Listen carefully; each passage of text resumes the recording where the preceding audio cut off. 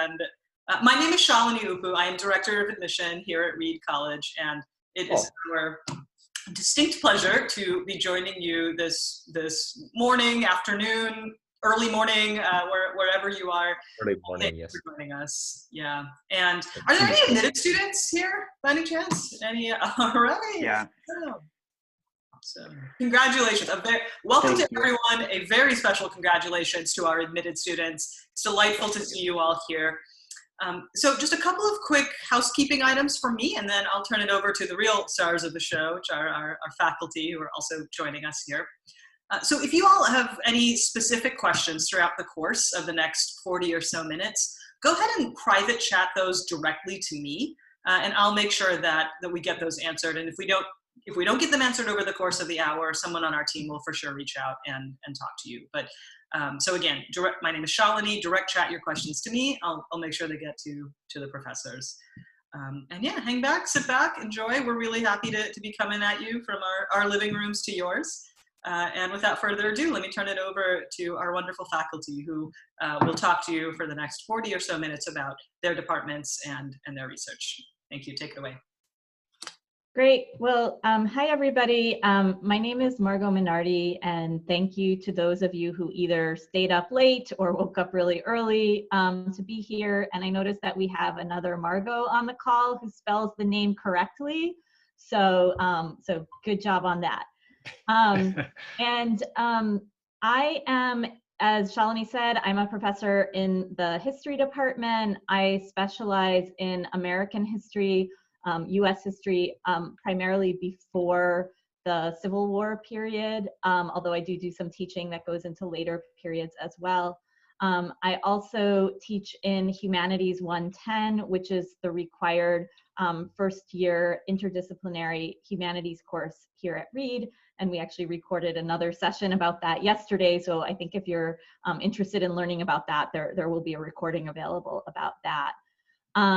But I think I'll say a little bit about myself. Doug will say a little bit about himself. And then I think our plan is to kind of go back and forth and tell you a little bit about what each of us does within the history department at Reed. But as I said, I mostly work on American history before the Civil War period. My own personal interests lie primarily in the period between the American Revolution and the Civil War, which we call the Early Republic. And I'm particularly interested in the social movements of that period. I've written a book on abolitionism and how abolitionists or anti-slavery advocates used the legacy of the American Revolution as part of their argument for dismantling the institution of slavery. And I'm currently working on a project on peace activists in the 19th century. So people who were interested not just in opposing particular wars, but who were interested in dismantling the use of war itself as a means of resolving international conflict. And so I've been working on that project for some years now, and I've had a couple of research assistants who are Reed undergraduates, and that's been really fun to kind of share my own personal interests with them. But I think I'll say a little bit more about my classes in a few minutes, but I'll leave it to Doug to introduce himself first. Thanks, Margo, and thanks to you all for actually joining, especially those of you joining from China who joined quite early in the morning or late in the evening, depending on your schedules. My name is Douglas Fix, and I teach both in the history department and in our collective Chinese humanities course, which is a 2-semester course, and I'll say a little bit about that in just a second. I teach primarily Chinese courses that deal with the early modern period as well as the modern period. I range both of those, but I also have classes on Japan, primarily because some of my early research interests dealt with the Japanese colonial period in Taiwan, and so I do teach Japanese courses too. And those range very broadly from courses that deal with urban history all the way to dealing with maritime history. And I'll talk a little bit about a couple of other courses that I want to mention to you later. And one of those is a course on 19th century photography, and the other is a course on rice in East Asia. My own personal interests, though, in terms of research, relate primarily to South China and also to the island of Taiwan. A lot of that had to do with my early training as an undergraduate at the National University of Taiwan in Taipei many, many years ago. My interests, though, on Taiwanese history do span quite broadly. I've done work on cartography by the British Maritime Service. I've done a lot of recent work on photography by a lot of different individuals, Chinese, those coming from multi-ethnic backgrounds, and also a lot of European and American photographers. I also have a book, a new book that is dealing with one of those photographers, a very interesting fellow whose father came from Antigua in the Caribbean. His mother came from Malacca in Southeast Asia. He ended up in China as a person who not only had a photography studio, but also ended up doing a lot of other things just to get by. And so that new book is dealing with him. I've got other projects that in the past dealt with primarily travel writing that dealt with Taiwan, but I've also done some work on labor migration coming out of the southern port city of Xiamen into areas of Southeast Asia and also Taiwan. So I've got broad interests, and I'll talk about some of the courses related to that in just a second. But right now I'll turn it back to Margo, who will tell you about a couple of her courses. Great, thank you, Doug. So I'll just give you a couple of courses from my repertoire.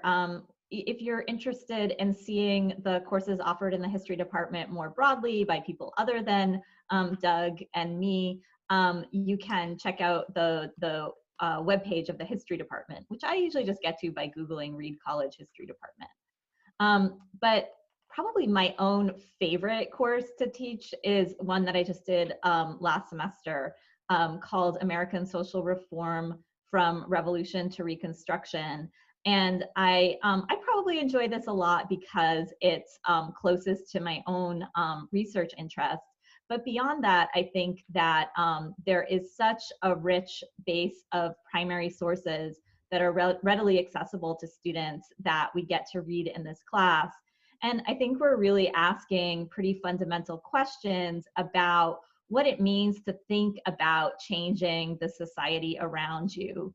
And in the aftermath of the American Revolution, there were a lot of people in the United States and other places around the world who, in this kind of moment of political transformation, were thinking about what did those political changes toward a Republican system of government mean for the ways in which society was structured. So this would include things like what did relationships within the family look like? What were the relative roles of people of different genders? The institution of slavery, could that be compatible with new notions of freedom that were circulating in the Atlantic world? One of the most vibrant and largest social movements of this period, people are sometimes surprised by this, but it was the temperance movement, which had to do with reducing people's dependence on and consumption of alcohol. That was a wildly successful and popular movement in this time period, much, much more popular than movements against slavery or in favor of women's rights. And so we're trying to think about what is the relationship between these different social movements, these different visions for changing the world, and how do they help us reflect upon some of the larger political, economic, social, and cultural currents of that time period.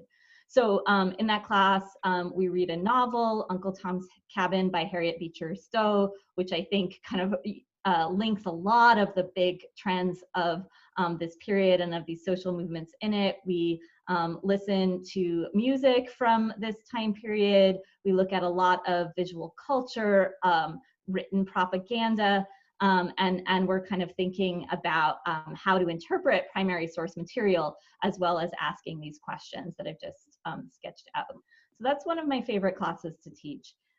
For this fall, I'm working on revising a class that I'll be teaching for the second time.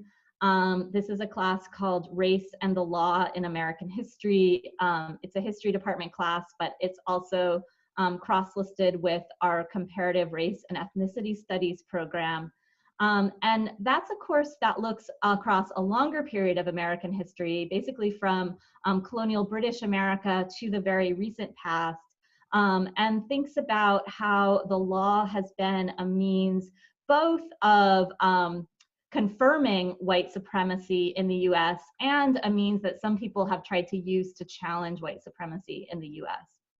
And one of the things that I've particularly enjoyed about developing this class is that we spend a significant amount of time looking at the Supreme Court as an institution. And we read some of the landmark Supreme Court cases that have to do with race. So in the second part of the semester, students develop a digital exhibit revolving around a Supreme Court case where they kind of read different historical trends out of that Supreme Court case. So I had very interesting projects that students did last time. For instance, one student was focusing on a case involving segregation in restaurants. And so her exhibit looked both at the legal issues that came up in this case, but also looked at some of the other ways in which this case invited us to think more broadly about race in the United States. So one page of her digital exhibit focused on how race is implicated in various culinary practices and foodways in the United States. So it was kind of cool to see students apply their own interests and their own creativity to interpreting these different cases. So I'll be thinking this summer about how to revise that for the second offering of it in the fall. So that's just a quick overview. Doug, you wanted to talk about a couple things? Yeah, I can talk about two of them. And since you mentioned digital humanities, maybe I'll start with one of my courses that has a very strong component of that. One, in fact, where we bring in the technologists from our staff who actually teach a computer lab so that we can understand, our students can understand how to use the software for that. This is a particular course that's devoted to 19th century and 20th century Chinese cities. I focus on the city of Shanghai because the research in English is certainly more vibrant there than with any other city in China for that particular period.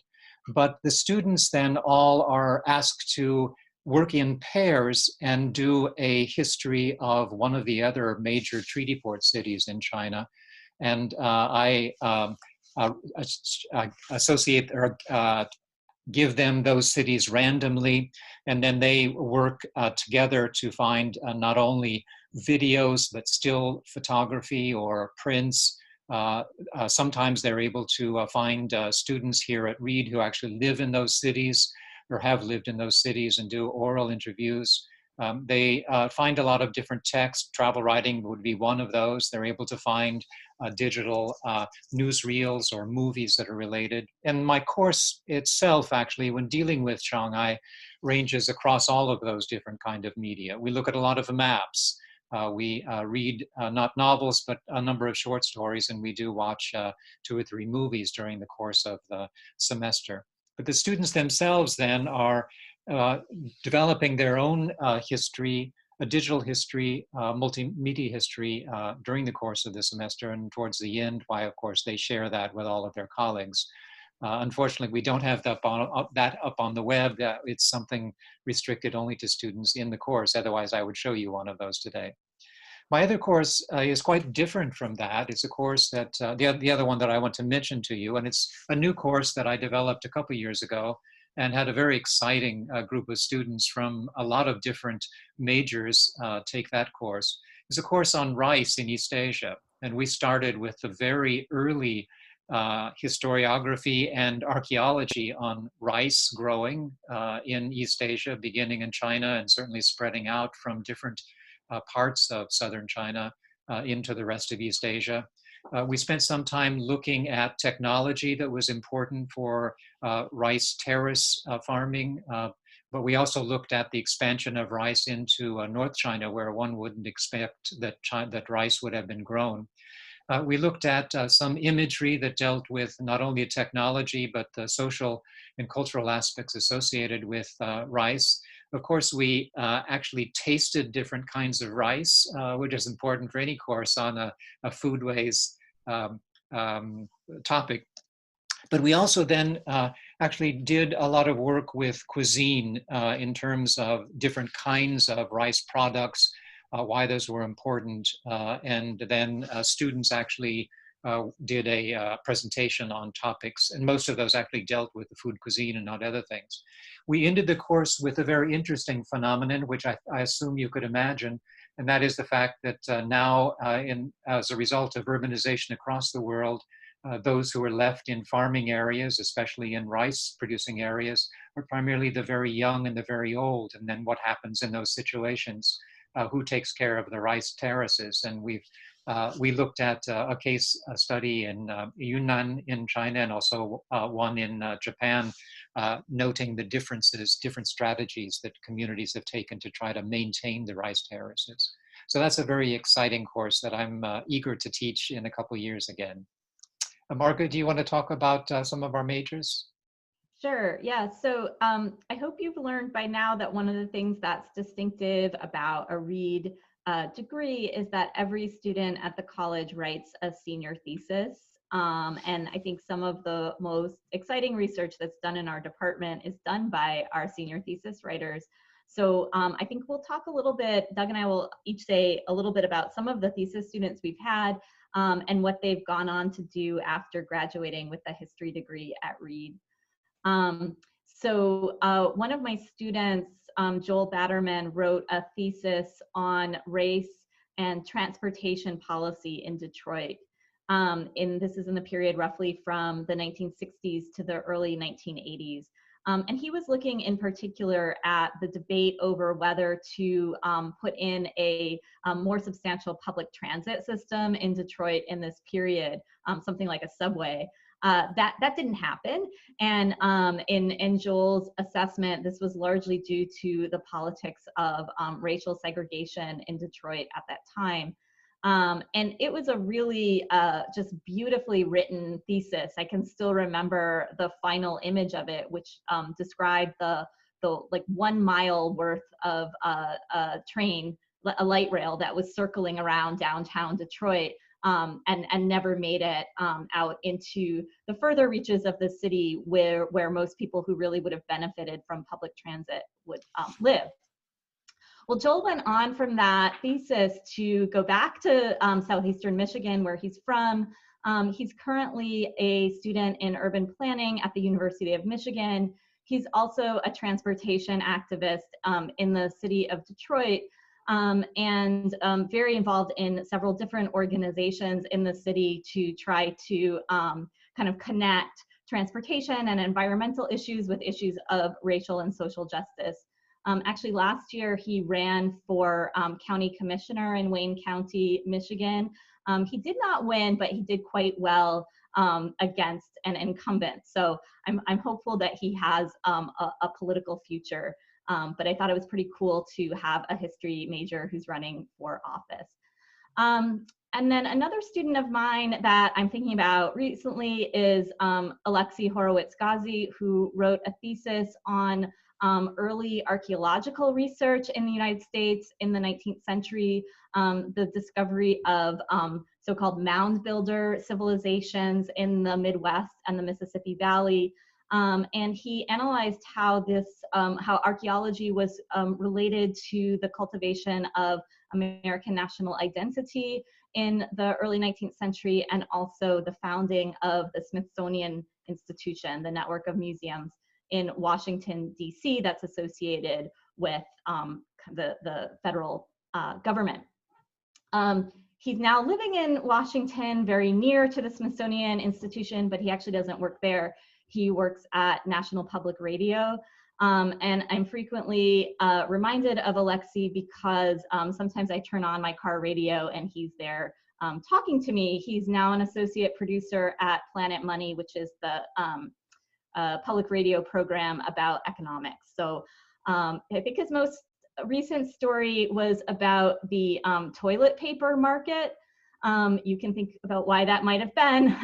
But again, we actually have a number of Reed graduates who have gone on to work in public radio broadcasting. So and I think Alexi actually learned some of his initial skills in radio production from one of those alumni coming back to campus and doing a workshop here. I've also got a lot of students who go on to law school, a student who's currently studying to be a social worker, a librarian, teachers. So some of these are more or less related to being a history major, but a lot of these are professions where being able to do research, to be able to pay close attention to source material, whether it's source material in writing or a human being talking to you, is really a helpful skill set to have. I might I can follow up. I might begin with just adding a few things to the ones that Margo mentioned. I do also have senior thesis students who have gone on to be lawyers and become involved in urban planning or some aspect of development in contemporary governments. But I also have a couple of students who went on to work in museums and archivists who have been working in small areas and somewhat large areas of the world, doing archival work, which would seem to be very similar to the research that we do as historians. I also have 4 or 5 students who have gone on to finish a PhD and are now teaching in different areas of the world. Mark Swislocki actually, I think, is somewhere in the Middle East teaching with NYU at one of their other schools. But I want to mention a couple people that I keep in contact with and show you a little bit about the breadth that students can sometimes take. One of those actually is Joel, so I won't say anything more about Joel Batterman. Actually, one of my current thesis students is working on urban planning here in Portland, and he's a very good friend of Joel and actually was part of the campaign apparatus that tried to get Joel into office. Joel certainly is a well-known person among the members of our department. The other 2 people, though, that I really want to mention of my own students, because Joel was just a student in a couple of my classes. One is Ariane Rivard, who thought that she would spend some time, what she said was a gap year after graduating from Reed, but it ended up being a 3-year project. She decided to go teach English in China, ended up in Yunnan. One of her first weekends was to try to see how broad Yunnan was, and she got on a bus and went all the way to the border until, in fact, she was pulled off the bus and asked why she was out in that area of Yunnan.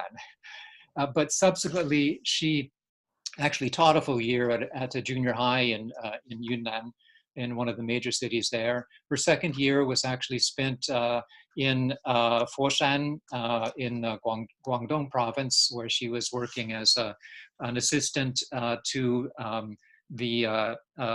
think it was a private school. She was helping students apply for schooling for higher education degrees outside of China. And then her third year, she was actually teaching at another university in this case, and the university happened to be up in northwest China. Subsequently, then she decided, well, I want to go back to a graduate school, and she started a year at Chicago, and then quickly decided to work as an NGO in Central Asia. So she's been all over the area of China and Central Asia.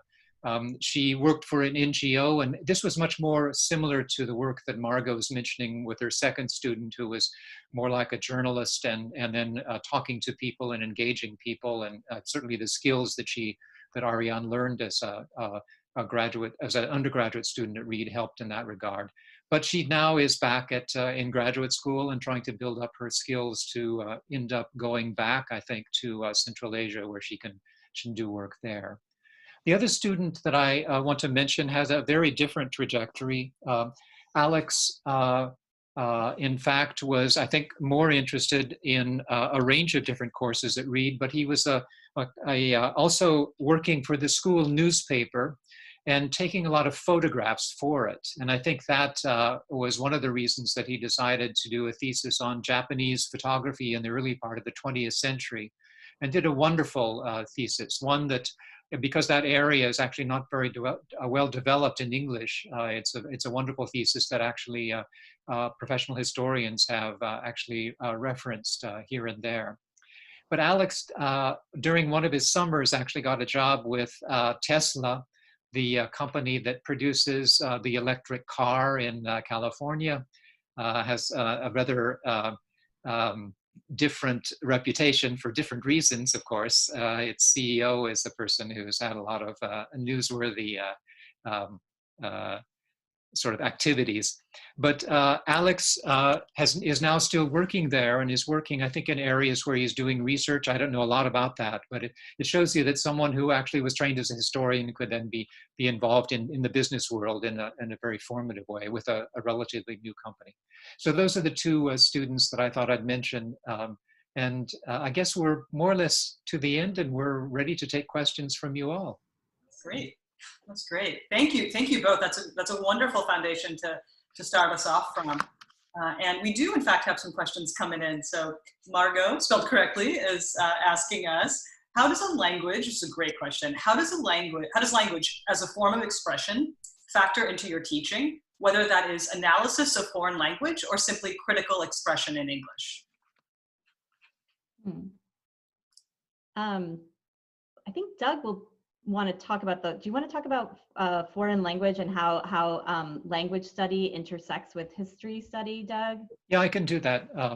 I might mention that up until more recently, I did not have many students who actually use their own foreign language ability in writing a thesis. It was very uncommon for students to actually know Chinese well enough, or to know Japanese well enough, or Korean, or other languages from the broader area of East Asia and Southeast Asia to be able to write a thesis using primary materials. Ariane, who I mentioned earlier, actually did that. She was one of the first students. Last year, I had a student, Patrick Stein, who is fluent in a number of languages, and decided to use his Spanish fluency to write a history on Chinese in the Philippines during the early modern period. So in some cases, students actually do use their own language to do that sort of thing. We encourage students to not only study language, because language is so important for doing any kind of history, because we know that most cultures now and most societies are multicultural, and we want to be able to understand the history, the broad histories that come out of any of those societies. We encourage students that if they want to go abroad to study language in the country that speaks that particular language, that they do that early on in the program because of our junior seminar needs, which we really ask students to be taking that course at Reed. But we certainly encourage students to get as much language development as they can. I might mention too that we do have breadth in certain areas at the college. We don't have all languages because we are a small liberal arts college, but we do have several. We have departments of French, Russian, the classics teaches both Greek and Latin. Chinese, we have a small department of scholars in the Chinese department, and Spanish department. So that's the ones that we have covered. And we have language houses actually for each of those languages. And we do have a language fellow that comes in and teaches Arabic now, but we don't yet have a department in that. I hope that answers your question. And I was going to pick up on another aspect, because I think the question had something about methods of language.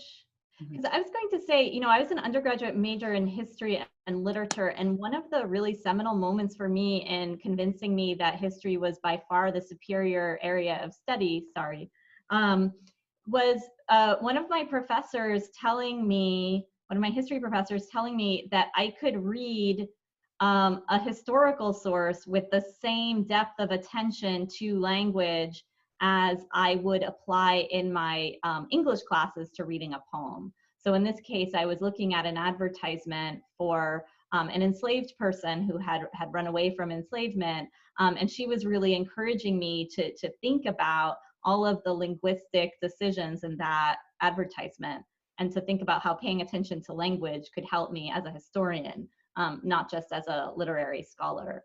And I think you get a good foundation for that at Reed, because we have the first year humanities class where you're doing a lot of reading and writing in an interdisciplinary framework.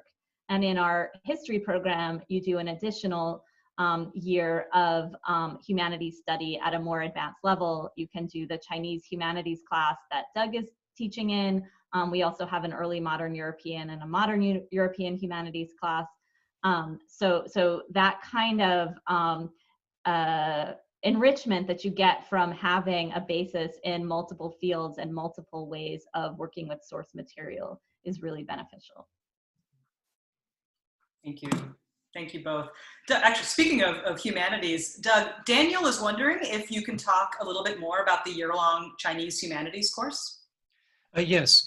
Right now, it's not a year-long course because we've split it into 2 different semesters, but we do have students who do take it both semesters. And if you're in 3 of the departments, Chinese, art, and also history, then you can actually get one of the requirements for the major fulfilled by taking both of those semesters of Chinese humanities, or you can take one of the other humanities, the early modern and the modern European humanities courses. We developed the Chinese humanities courses many years ago in 1994. We've been teaching it since then. There are 6 different professors who are involved in it now, and they bring in discipline knowledge from Chinese, myself from history. We have an art historian, we have someone in religious studies. So the 4 of us deal with that. We have a broader range of disciplines in Chinese studies, which would include an economist and also an anthropologist, but they're not involved in the Chinese program. The 2 different semesters that we have devoted to Chinese humanities. The first one is early imperial Chinese humanities, and there we certainly look at the early classics, the very important archaeological findings that come out of early China. We look at early literature in terms of poetry primarily, but we also look at a range of different topics that would help us understand law and philosophical engagement in those particular periods. We also have a semester on the capital city of Han China. So it's a very rich course that brings in a lot of different kinds of materials and disciplines.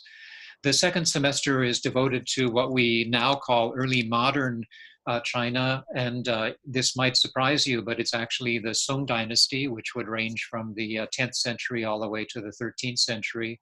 And in that particular course, we're developing different aspects that would lead to new literary genres. We have a full week on travel writing that allows us to look at that new developing genre, as well as cartography that's related to it. We have several different ways of thinking about art in that particular course, and one of them is the monumental landscape paintings that is really very well known in, I think, throughout the world for that particular period. We have a very unique document that no one else in the world has, except maybe the museum that owns it itself. We have a digital copy of the Qingming Shanghetu, which is the cityscape of the capital city of northern China during the Song dynasty period. And it allows students then to look at that particular cityscape that is only about a foot tall, but we can expand it out so you can see even the very smallest little figure on that particular document. This was developed very early in the course, and we had direct contact with the Palace Museum in Beijing that allowed us to make that copy. So we've got several different kinds of media actually in both of those courses, and the questions are as broad as you might imagine from humanities. Nice. Thank you. Margo, I might throw this one to you. Jinho is asking, when it comes to US policy and democratic institutions, how does Reed's history major contrast with the political science major? Oh, that's a great question. And we do have someone I think, 2 scholars in political science who focus on American public policy, American institutions, and one in particular who specializes in voting and elections in the US, and another who specializes in environmental policy. I think one, and I should say my colleague Jackie Dirks in the history department does 20th century US history, and she does a lot of political history in her course. I think there's a lot of intersection between political science majors and history majors in Jackie's courses. My colleague Josh Howe is also a 20th century US historian, and he's also in our environmental studies program. So he does a lot of work related to environmental policy and environmental history. So at some level, one of the nice things about Reed is if you're trying to decide between history and political science, our curriculum is structured such that we have requirements in the history department that overlap with some of the requirements in political science. So if you're interested in both, I would just suggest that early on, you take a couple history classes, you take a couple of political science classes, and you'll be able to count those as part of your overall requirements for either program. But I would say in terms of what's different about them, a lot of the political science that focuses particularly on what you mentioned, Jinho, it has to do with sort of American institutions and policy, first of all, it would emphasize the present more than the longer past. And you'd probably be doing a lot more methodologically with analyzing data, since the political science courses, and especially the scholars at Reed who focus on American political science, do a lot with quantitative methods.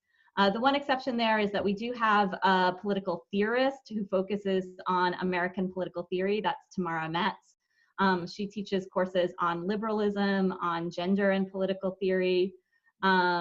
But the political science field is kind of divided between people who focus more on theory and those who focus more on data and quantitative methods. I would say history is more of a kind of mixed methods discipline. And you'd probably be spending more time on reading documents. You might do data analysis. You might be drawing on theory as well. But there's a kind of broader range of source material that you'd be working with as a historian. You know, I teach political material in my class as well. I do a class on the American Revolution where we read the Constitution and the debates over the Constitution. So if you're interested in exploring political questions over a longer period of time, history is a good choice for you. But I would say we have a lot of students who come in being interested both in history and political science, and it's not a decision that you have to make right away. It's really easy to kind of switch between those two fields, especially in your first 2 years or so. So I hope that answers the question. Thanks, Margo. Yeah, and in fact, we ask students to declare their majors by the end of their sophomore year, and so you've got time to experiment and try out different things and get a good sense of the departments. I think this is a great question to end on. How would you, and you both, either or both of you can take this, how would you describe the community among your majors, and sort of what are your departments, or what do you do to sort of build community among history or American studies majors? Maybe I can start and then let Margo also give her view of that. I think there are many different ways that occurs, and it's not necessarily just the community that is the history department. For example, you could imagine that any of our majors who are focusing on a particular area for a lot of their work in terms of coursework and their thesis, they might have then these allied departments where they would have as many friends, in my case, maybe as many friends in the Chinese department, majors in the Chinese department, that they would actually in history. But then they would have, of course, they would have their cohort that would be taking the junior seminar course together. All of our students in the major have to take a junior seminar course. We have 2 of those each year, but you get an opportunity then to work with that smaller cohort of maybe 10 or 15 students in a very intensive way in that particular course. Students who are seniors writing a thesis senior thesis, why they often develop a particular relationship with 3 or 4 of their classmates who are also writing a thesis, and they usually share their work. I think in most of our courses, where the upper division courses where we have a research paper, many of us devote one of the particular weeks to sharing the drafts of those papers, and in some cases, this is an opportunity for majors to actually engage each other. The most important thing I suppose we do each year is with senior thesis students, we actually have 2 things that are important. One actually involves juniors and seniors. In years when we haven't been needing to stay at home or stay in our offices, why we usually get together for some sort of activity, which would be either a picnic or maybe a social activity at one of the faculty members' houses. But then we have what is called the Thesis Extravaganza, which we actually had last Friday, which allows students who are writing a senior thesis to tell us about their thesis in 5 minutes alone, which allows students themselves to engage each other. So those are the activities that I can think of right away. Margo might have others that you actually are involved in that I'm not. I think Doug covered a lot of it. I mean, I think the junior seminar is really important for creating relationships, both intellectual and social, between students. The online extravaganza, which we had on Friday, it's usually in person with cupcakes. We couldn't have cupcakes, but we could have seniors sharing their research. That was fun.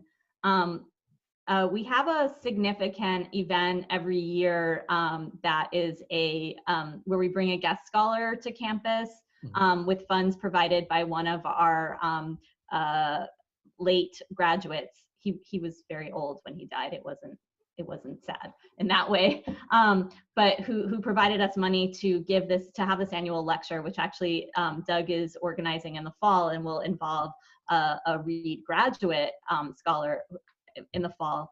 But that's a really nice opportunity to bring the department together. There's usually an opportunity for students to have lunch with that speaker and ask them questions about their research and their career, as well as having that scholar give a public lecture. And we often have other visiting scholars or special events that are sort of tied into the particular classes that any of us is teaching in a given year. Wonderful. Great. Thank you both, and thank you again, all of you, for joining us. I hope the last 40 or so minutes has given you a glimpse into not only the academics at Reed a little bit, but also the kind of community, the kind of relationships, the kind of research that happens, as well as where our students go on after Reed when they graduate. So it's been, oh, by the way, I don't know if I said this, I was a history major in college. So this was a nice kind of walk down memory lane for me too. I didn't go to Reed, but hearing you talk about historiography and primary sources, and it was a delightful time. And I hope you all had a great time as well. So if you do have any other questions, don't hesitate to reach out. We'll make sure that we get those answered. But for now, just stay home, stay safe. We look forward to connecting with you virtually in other ways over the course of the next few weeks. But thank you for joining us, and have a great week.